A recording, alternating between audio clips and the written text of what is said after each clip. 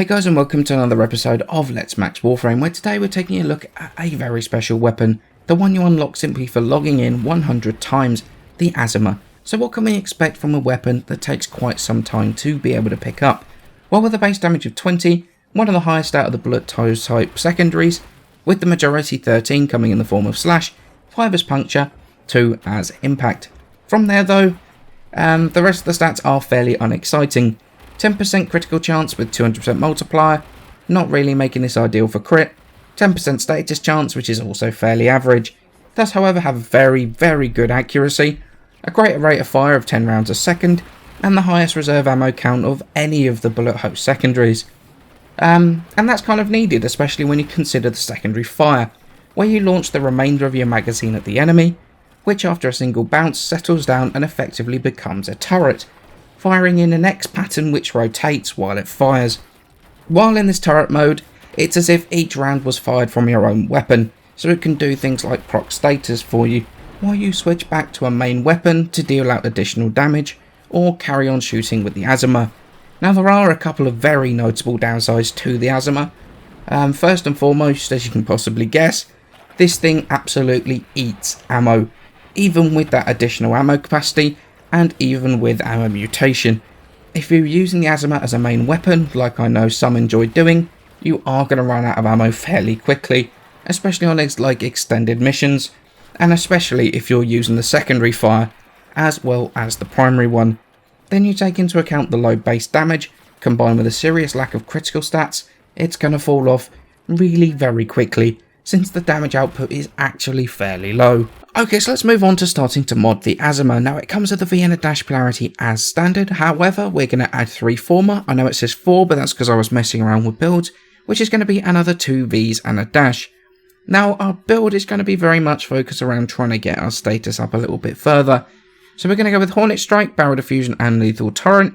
Now the way multi-shot works on this is it doesn't fire extra bullets as such, but it actually fires extra, it multiplies the discs that you actually fire.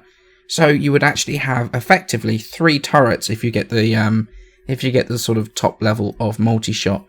So it's definitely a very worthwhile damage increase, even if you can't physically see it. If you actually do want to see it, stick a max rank Magnum Force on the Azima, and you will see the 3 separate discs actually separate from each other. Now we're obviously going to go primed ammo mutation. This really is really needed, especially if you're firing 75 rounds at a time with your turret. So I would definitely go with primed ammo mutation, since this actually is better than... It's one of those odd things that you will actually pick up rifle ammo and it will convert it into, I believe, either 23 or 24 pistol ammo, which means it's actually better to convert non-pistol ammo into your pistol than actually by picking up the pistol boxes, which only give you 20. So the prime pistol mutation is definitely worth it. We're also going to go with anemic agility for extra fire rate, and this affects not only the fire rate of the Azima while you're just firing the Azima, but it also affects the fire rate of the turret. So this is definitely a worthwhile investment and actually putting onto the Azima. Then we're going to go with, in terms of our elementals, we're going to go with 2 dual stats and a 90%, or in this case a 165%. So for our Corpus and our Grineer build, as I've said in previous videos, I've really gone towards radiation and toxin for the Grineer, for the Corpus even, to really knock down the robotics of the Corpus, as well as using the poison to cut through the shields and take out the sort of fleshier Corpus targets. And especially on weapons that are really built for status, radiation is a fantastic crowd control, so I go for that as well. So we're going to go Jolt and Prime T to charge for radiation, and Pistol Pestilence for that toxin.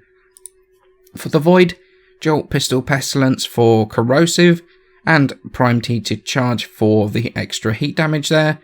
And if we're going to be going for corrosive projection Void, you can switch out Jolt for Frostbite, and then you'll get the viral heat that you require for that.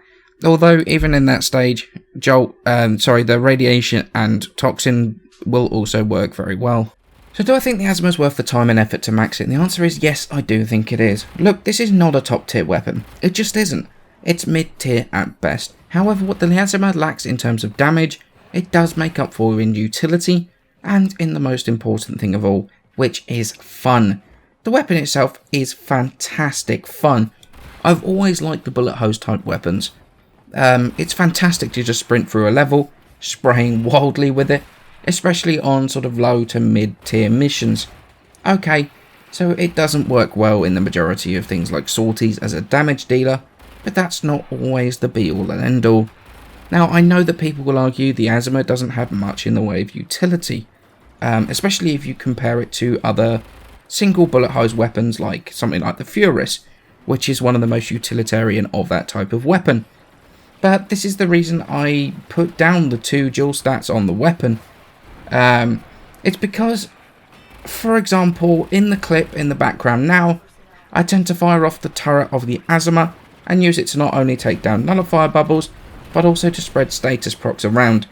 So running radiation Azima at all times can actually be very beneficial, as the status proc can provide a decent amount of crowd control when you switch back to your hard-hitting primary weapons and pick off the now bubbleless nullifiers.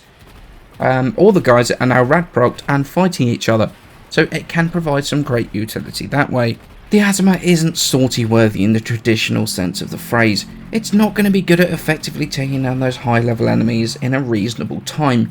You can do it, but you will use both A, a lot of ammo to do it, and B, really just simply too long. You are going to be more help to your team applying the damage with something else, but as that utility type weapon, bringing down nullifier bubbles, spreading status procs around, in that sense, it's definitely sortie worthy, especially if you combine it with a hard hitting primary weapon, like what I personally do. I combine it with the Gextroll. Now, it's one of these weapons that if you just look at the damage output of it, it's easy to write the weapon off before you've even started. Something I've seen a lot of people do, and I've seen it quite a few times now.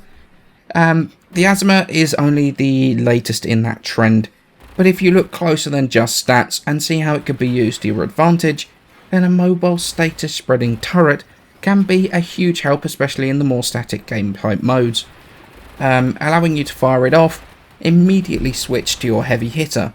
On a personal level, do I think it's going to replace something for me like my Furis for utility? No, I don't think it will. Or Twin Gricatus for damage. It won't do that either. But it's a fun little weapon. Everybody will get it for free on that 100-day login, so you may as well try it out. You will very quickly find out whether it's a weapon you'll enjoy, and from there you can decide if the former is worth it. Personally, I had fun putting the former on, and it will come out to play every now and again, even if it doesn't replace any of my regular sidearms. As always guys, many thanks for watching, and I shall see you in the next episode.